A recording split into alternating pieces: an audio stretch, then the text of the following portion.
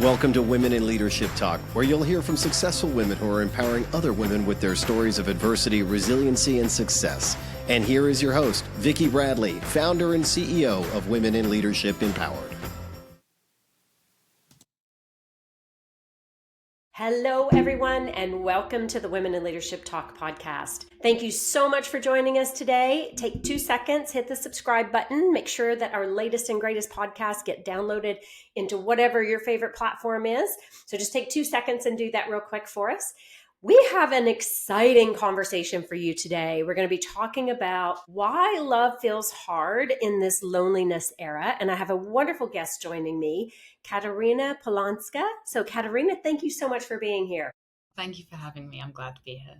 Well, we're thrilled to have you. And let me just give the audience a little bit of background. So Katarina is a high-performance executive relationship coach, and she's the founder of the Successfully in Love method. She studied at the University of Oxford. She helps successful executives and entrepreneurs become as accomplished in their relationships as they are in their careers. Now, that says a lot right there, Katarina. So I can't wait to dive into that. She has a proven 3-phase process based on the behavioral science of attraction. Disheartened executives can create their ultimate relationship fast and become successful in love. And I love this because so often as executives, we think we don't have time for love. So let's just dive in. And before we even get there, what prompted you to focus your life's work, your passion on relationships?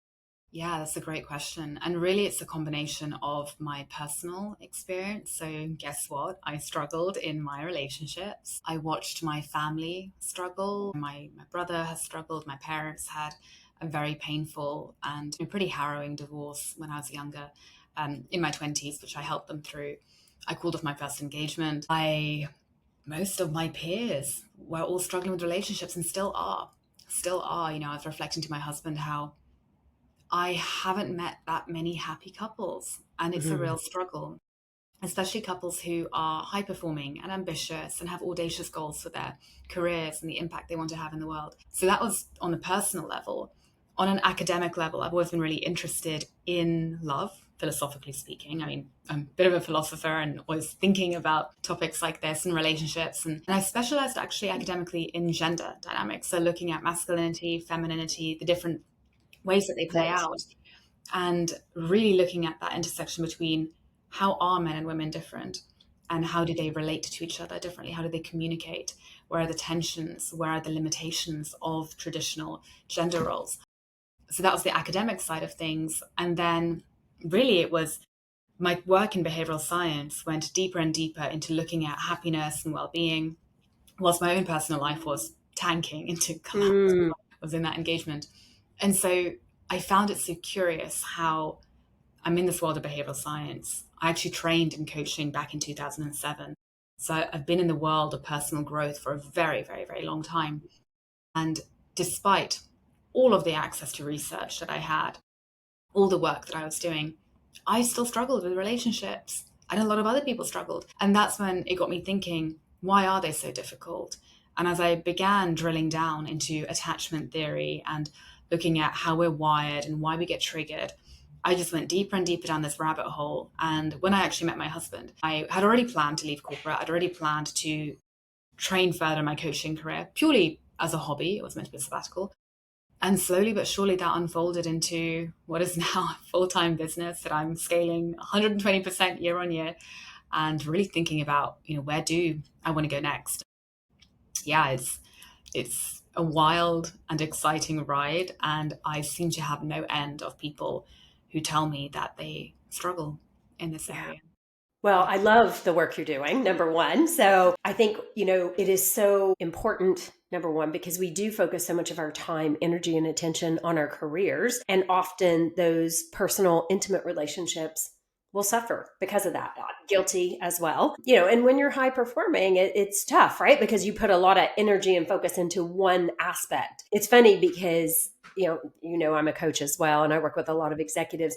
And when I look at that wheel of life, I've always said, I'm anywhere from 8 to 10 in every aspect except for intimate relationships. So what you're saying, I think, is very, very true. And we're in this era right now where people feel more lonely than ever. And we were talking about this just before we started the show. Even when you have a house full, that feeling of loneliness is so embedded in us, and the connections that we're missing. So I'd love to hear from you, when you're working with high performing executives, what do you see as the real causes or the roots of these issues of loneliness? Yeah, that's a great question. And the root typically is going to be stemming from childhood, right? No surprise there. And a lot of the people that I work with from an attachment theory perspective are going to be insecurely attached, which is partly why they are so ambitious and often successful. They've been operating this ambition, this drive from a wounded place. That doesn't mean that you can't be ambitious and successful, from a healed place. Absolutely, you can. Of course, you can. The energy is just different. I find that a lot of people who are really in that high performing bucket are operating from this place of deep insecurity. Again, it's all subconscious. None of this is really going to be conscious, where they probably don't feel very good enough. They probably don't feel worthy of just being and resting and relaxing. They feel like they have to prove something. And that inherently is very often going to be linked to this wound of feeling quite alone and feeling quite neglected, typically again from childhood. And so this becomes their emotional blueprint, that they are someone who is maybe the lone wolf, maybe there's someone who, that's a lot with founders, someone who is maybe a little bit misunderstood by others, someone who really, doesn't feel like they quite belong. And so this becomes that blueprint that drives so much of this behavior of, let me prove that I am capable, that I am worthy, that I am powerful, that I am deserving, by becoming extremely successful. And yet that wound is still there. So you can have all of this money, you can have all of this success, but nothing internally on that blueprint level has actually changed. And so that's why I can see a lot of these people who, I consider myself in that bucket for most of my life, can be really high performing and really high achieving and still feel like they don't somehow belong. And so it kind of becomes a self-fulfilling prophecy, because think about it. If you are someone who has not felt like you belong in childhood, or maybe you felt misunderstood, or maybe you felt a little bit neglected, and so you learn that, well, okay, if I start being really intelligent and smart and hardworking and driven, and I start accruing accolades and celebrations around my success, then I get approval, then I start to be respected, then I start to be liked. So I'm going to keep climbing. You actually start to become more lonely at the top, because you become more and more isolated and more removed from, quote unquote, kind of the general public. So that's how the subconscious mind works. What it believes, it will create, right? It becomes a self-fulfilling prophecy. So that's really the root that I see. And on top of that, we live in a very avoidant culture. It has become way worse. And whilst I'm a huge fan of remote working, that has contributed to isolation, I would say. We are doing far more work than expected of us, I would say, before, with much less resources. Technology, I think, is very isolating for the average person. So there's a lot of different little factors, in addition to the fact that, just again, culturally, we're becoming more and more avoidant, where people are less trained and accustomed to building relationships that take time, that take vulnerability, that have their ups and downs, that can be challenging, and have a slow burn to get those dopamine hits, as opposed to jumping onto social media or doing some shopping or jumping on a holiday, on a plane to go on holiday, and having a quick burst of dopamine hits, which are short term but rapid, because we live in a culture of rapid gratification, as opposed to kind of the slower burn of intimacy, which often isn't immediate gratification. Often it's really hard. It's really hard. But longer term, it's more fulfilling. Yes. Well, I love what you're saying there. And as you were talking, it reminded me, there's several things I want us to dive into today. But, even when you think about the dopamine hit on social media, right?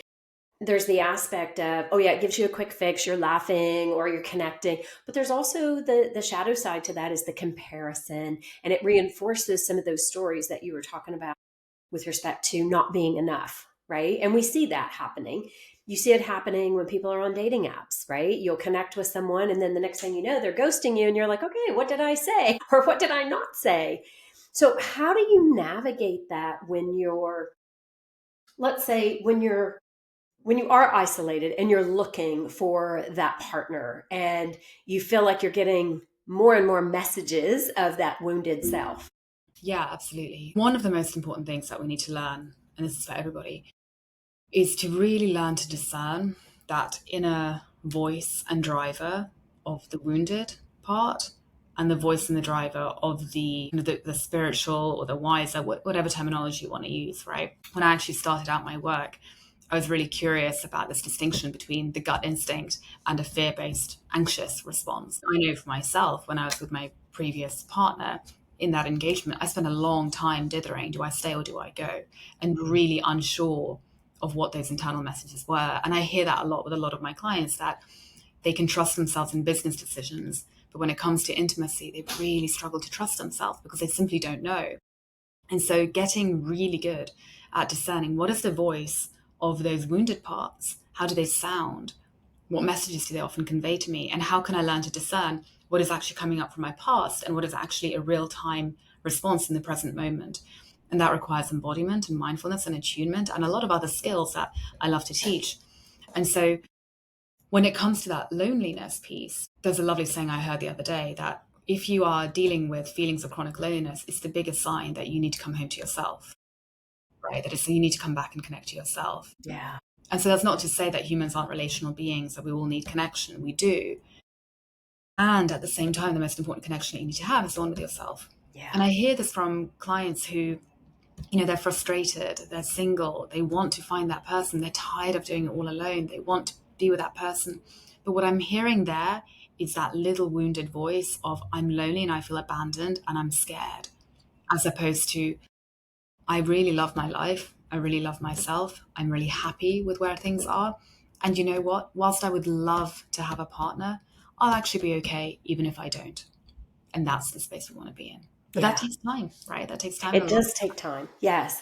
So saying that, because I hear that a lot too from clients that I work with and myself, I've said that. Yeah. I've been single for many years now. And it's interesting because a lot of my friends are always like, oh, Vicki, you're such a great catch. You need to be with someone. And I'm like, but I'm really happy with me. But yet I hear people saying that, I need someone, which I find is very different from wanting someone. Yeah. Right. And so what is that motivation? And is it for the sake of not being alone because you're not happy with yourself? Because I totally agree with you. Like, being happy with you and who you are, that helps have a better relationship. Yeah, absolutely. Absolutely. Because ultimately, when you are operating from a place of quote unquote neediness, when you are so uncomfortable being with yourself, and I hear people say, oh, but I'm okay on myself, by myself, I'm tired of it. I want to be with someone else. If you're tired of being with yourself, then you haven't really leaned into being with yourself, because being with yourself doesn't have to be tiring, right? Shouldn't be. You want it to be nourishing. And so there's a difference between coming at it from a place of abundance and nourishment, and I feel good and my needs are met, and I would just enjoy having another person, versus, I'm desperately scrambling for them because I'm trying to escape myself. And the problem with that kind of scarcity escape energy is when you are so uncomfortable with yourself, which again is going to be very subconscious, and you are scrambling for somebody else and you are scrambling to escape your own discomfort, you're not operating from a place of conscious choice. You're operating from a place of candidly desperation. Mm-hmm. And that's when you can make choices that are going to hurt you in the longer term. The attention and the energy driving those choices is going to be one from a wounded place. And when we drive behaviors from a wounded place, you're going to get likely a wounded outcome. So it's so important to really get to that place where you are so comfortable with yourself, so that the person that does enter your life, you have full sovereign choice of, do I actually want them in my life? Do they want me in their life? Or are we coming from that energy of lack, right? Yeah. I love that. I love that. I think that's such an important message. And it was funny because like my language would be different from your language in this, but I was talking to a friend recently and has gone through a divorce, and he's been single now for a couple of years. And he said, I've never been alone, Vicki. Like, I don't want to be alone. what I took from that is even his ability to be emotionally available, because he is not present with what and who he is right now. And you see this a lot where you'll hear people say, "Oh, I want somebody who's emotionally available."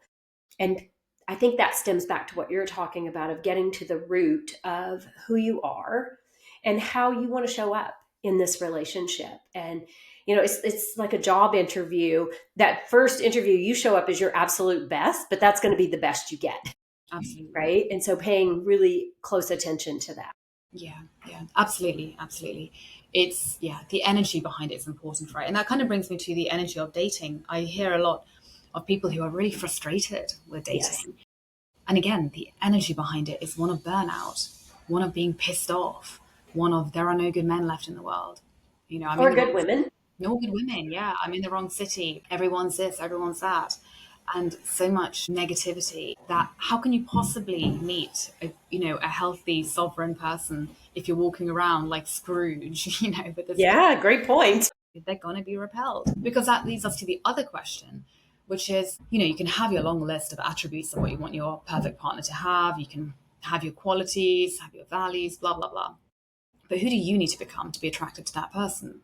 Because if you're walking around with a little cloud over your head, thinking how pissed off you are with the world and how annoyed you are with dating, they're going to run away from you because you're going to be a bundle of negativity. Yeah, no, it's true. To be around that. Yeah. Yeah, that repel versus attract, right? Exactly. You have to think, right? Who do I need to become? I remember when I did this exercise many years ago, and I was doing my relationship coach at the time made me write a long list of all the qualities I want in my future partner. And so I wrote out this long list. I felt so excited. I was like, oh, this guy's going to be amazing. And then she made me write next to that same list, what qualities do I need to build inside of myself and emanate in order for him to even want me? And that was actually pretty hard reckoning, because as I looked at the qualities and I thought, I've got work to do on myself. I've got work to do, because he's going to look straight past me. He's going to look straight past me. I'm expecting an A star in the quality of guy. I'm probably showing up as a B. So I need to really clean up my act. That's very powerful, because you're right. A lot of people you talk to, they know what they're looking for, Exactly. but they're not actually looking at, am I showing up that way? Can I meet that person at that same place? Exactly. That's beautiful. I love that. Yeah. So what do you see as some of the unique relationship barriers that show up for, especially high achieving individuals, and they don't show up as often for others? Right. Yeah. So it's kind of what you're talking about, but more from a behavior perspective. You want this, but you're showing up this way. What are the most common things you see? The most common, sorry, could you repeat the question? Yeah. So when you're looking at those unique relationship barriers and how people who are high achieving, how they show up. So they're looking for X, let's say, but what are some of the barriers that they're actually modeling for others? Yeah, so the barriers that people are modeling when they're out there looking for. I find that this is quite interesting actually. I find a lot of people have a very closed energy when it comes to meeting other people, right? Partly probably because of that burnout energy. So I find that a lot of, and I hate to be gendered in this, but I'll say it because it breaks my heart. I find a lot of women have really closed energy, especially women over 40. And I've been spending a lot of time pondering over why that is. My hunch is that women are angry and pissed off at a lot of how dating and relationships have played out over the past few decades, millennia. I mean, how far back do we want to go, right? And I think once that kind of biological window to have children closes, there is a sentiment of, well, for what purpose do I need this? Really, for what purpose do I need a man? It's likely not going to be for the financial aspect, because I'm self-sufficient and I can make my own money. For the emotional intelligence aspect, show me a man who's going to be emotionally intelligent, right? And so I think, but the assumption and the stereotype culturally, and the media does not help with this, because you look 100%. around culturally and you look around at how are men portrayed in society. You've either got lunatics like Andrew Tate, who are just toxic and awful and don't even deserve airtime, and then you have people in kind of the more public kind of pop culture men who are incompetent, men who are devoid of all emotion. You don't really have many healthy models of masculinity in pop culture. So again, as a woman, if you're looking around, you think, well, I don't need him for the money. I don't need him to even reproduce if I really wanted to. I'm probably not going to get the emotional intelligence. So for what purpose am I doing this to myself? And so I find there's this kind of very closed off energy of just not wanting to go there. And that breaks my heart because there are good men out there. There are good men out there. Actually, 80% of the clients I have are men, which, Wow, really? and that was completely unexpected. That warms my heart. That Yeah. really, truly warms my heart because I see men, and especially old, especially men kind of 45 plus, who have this realization, they might be divorced, that they screwed up, that their capabilities were insufficient, that actually, in order to have that healthy, meaningful, loving relationship, they need to show up differently. They need to work on themselves. They need a deeper, broader emotional vocabulary. They need more depth, more consciousness, more presence. And there is this kind of evolved masculinity that I'm seeing with these men. I love hearing this. I know. I've been brought to tears with some of my male clients because I'm like, oh, you are such a good man. You are such a good man. You take responsibility, you take accountability. You want to show up. You want to provide. And it's not necessarily monetary. You're an ally. You're an ally to women. And there are these men out there. That's why I do co-ed retreats, and all my work is kind of co-ed because I want women to see evidence of these incredible men. Happening. And it breaks my heart when they're out there dating. They're like, oh, the women are closed off to me. Right? So there's this kind of almost like battleground, which again, social media has not helped with. So for any woman listening to this, I invite you to consider that times are changing, not for everyone, but there are men out there who are becoming more and more awake to what women are needing and want to meet those needs and are doing the work. And so again, that question then becomes, who do you need to be attracted to that kind of man, right? You probably need to do a little bit of work as well and probably work through your own resentment and work through your own shutdown and the barriers, which is precisely what I do. I bring a very sociological lens to my work since I've studied gender dynamics so much and really helping both men and women understand why is there this rift between us and how do we bridge that gap and recognize at the end of the day, you love the way that I love, you fear the way that I fear. We're human beings. We want the same things. So how can we find unity in that and both of us grow to create that deeper, more rich, more fulfilling connection? Because frankly, we need more of it these days. Yeah. Right. In this more than ever. Yes. Yeah. In this increasingly scary, polarized world. So yeah, I that's the biggest block that I see. It's just kind of, I don't want to go there. I don't want to, final thing I'll say. I've heard women say to me, this is a really common refrain, that I would rather focus on my career than work on this. I'd rather go on holiday. I'd rather focus on my career. And there's nothing wrong with that. And at the same time, you deserve love. Yes. And I think part of that too goes back to what we were talking about earlier about a need versus a want, right? Yeah, exactly. It's that complement to each of you, right? And listen, Katarina, you just described me like in the last few years. I have been that closed person, but opening myself up to that because I wasn't showing up as being available or open. And I think that is natural if you've been hurt or maybe it's not dealing with something that happened through childhood. Lots of reasons that happens. But I agree with you. I do think that there are men that are doing the work. Like I'm just doing some research around trust and power dynamics. And so I brought a group of men together and it was fascinating because I had a group of women, a group of men, and the group of men were all like, where did you find these men? Like, because the men let the armor off and actually showed up. And then when I introduced them to the women were like, oh my gosh, these men are amazing. And so I do agree with you. I think that is happening. And I think part of it also goes back to people wanting that connection, right? Because we are, whether it's remote work or media, whatever it is that's causing it, we are starved for connection. Yeah. 100%. And I see that. And there's actually studies to show that, and this probably explains partly as well why I have more male clients. Men fare far worse when they are isolated later in life.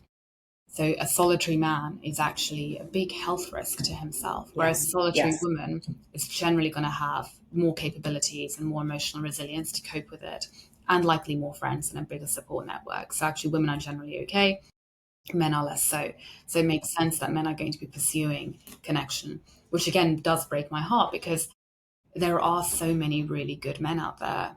There are really, really, really good men out there. And at the same, women have every right to be angry. And it's not even an individual anger, it's a collective anger. And I've absolutely been part of that. And I have my own anger, because patriarchy sucks.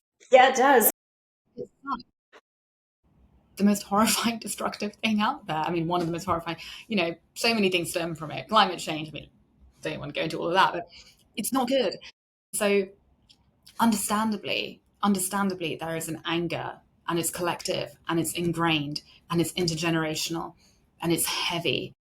And I've absolutely had to work through that, and I tell all my female clients, like, there are good feminist men out, and not feminist in kind of a scary rah rah rah way, if that's what your association of feminism is, but men who are going to view you as a human being who's sovereign with her needs and her wants and her desires and her capacity to make money and her dreams and her ambitions and her freedom and her space and all the things that you have as a human. Yeah. Right? It's not radical. Exactly. Yeah. Well, and that brings up a question, because I hear this a lot, that, there's this, men often are intimidated by women who might have, very high performing, successful careers. Yeah. And so how do you, from a behavioral science perspective, how do you help navigate that? Yeah. Because I think that that's I can talk about my own relationship. I was married for many years, and he really struggled with the fact that I was the one in the very senior position. I made more money at that time, and it made him feel almost emasculated. Yeah, absolutely. And that is a real thing.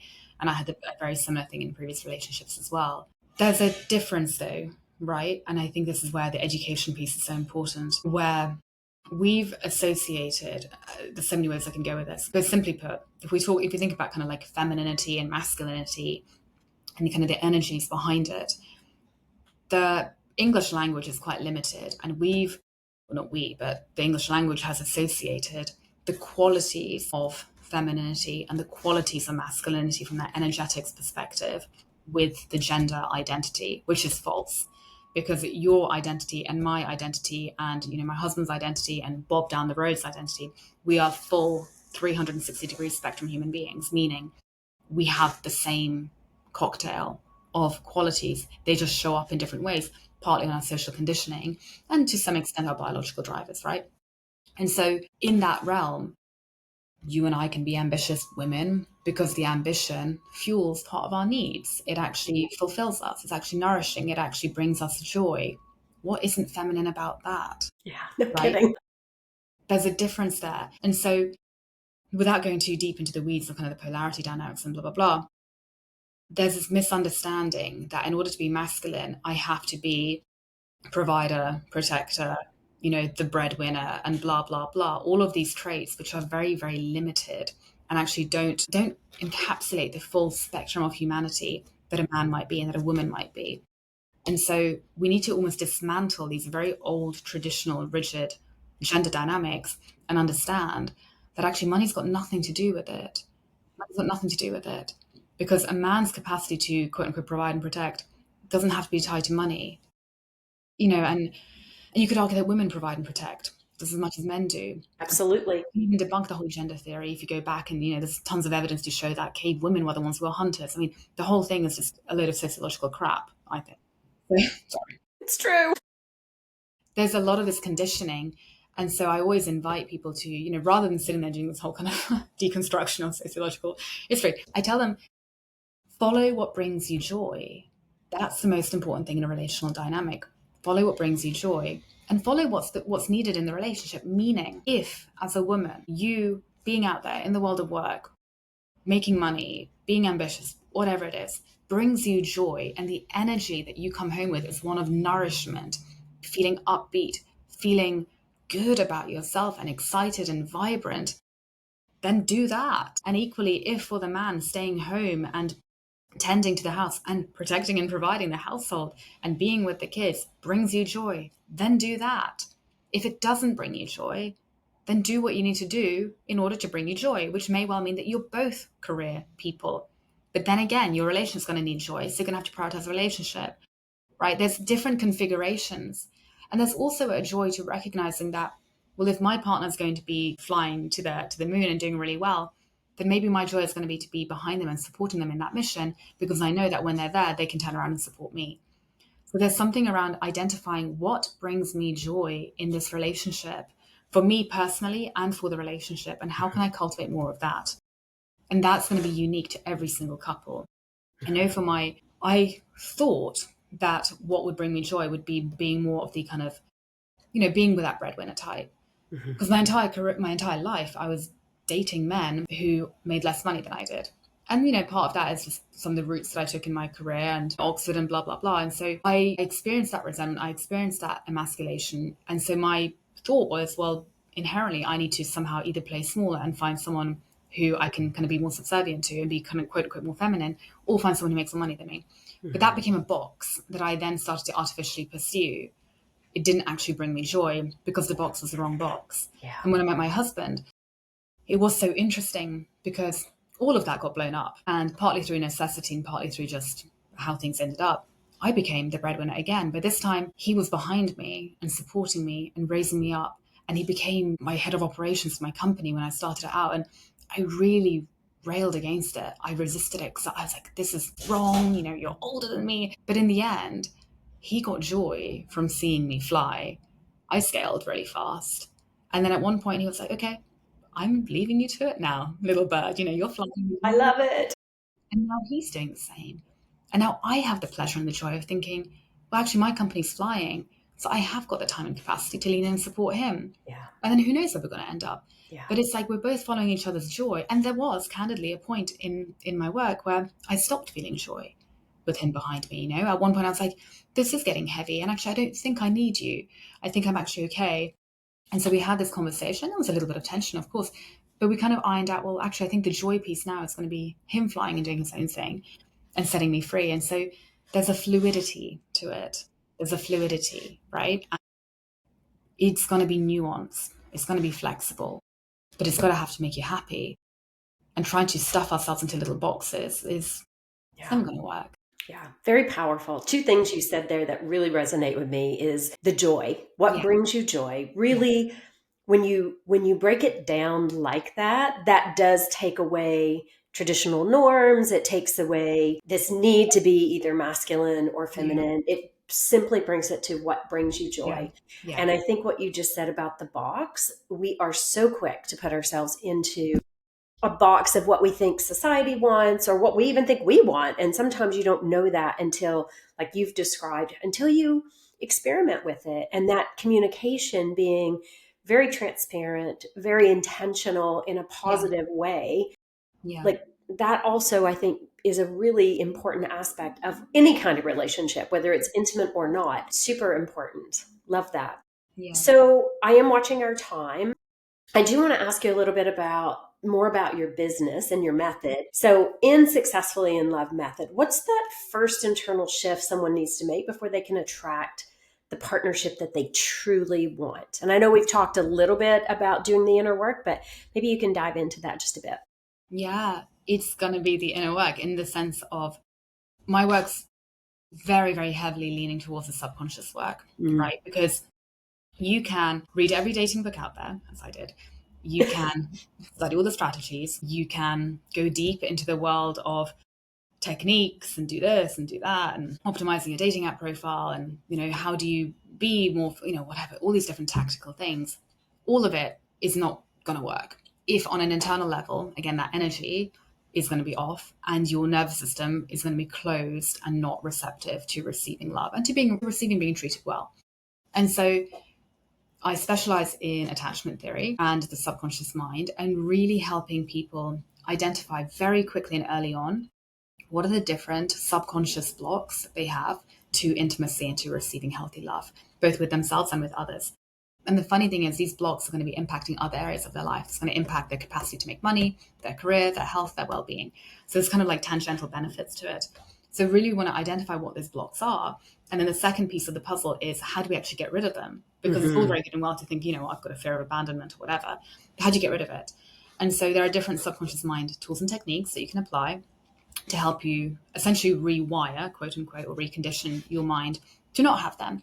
And then there's a piece around learning to regulate your nervous system, learning to actually clear out any of that old baggage, I guess, and resentment that you might have from previous relationships, from dating in general, getting rid of all of that so that you're almost kind of a more, I was going to say empty vessel, but I don't mean that. I mean that you are more clear and open for healthy love to flow through you. Nice. And that's the key piece, because when you have that healthy channel of flow and you are open and you are radiant and you are receptive and you are living in your place of joy because you've cleared all of your old blocks and your old baggage. And then on top of that, this is kind of step 2 and step 3 of my work.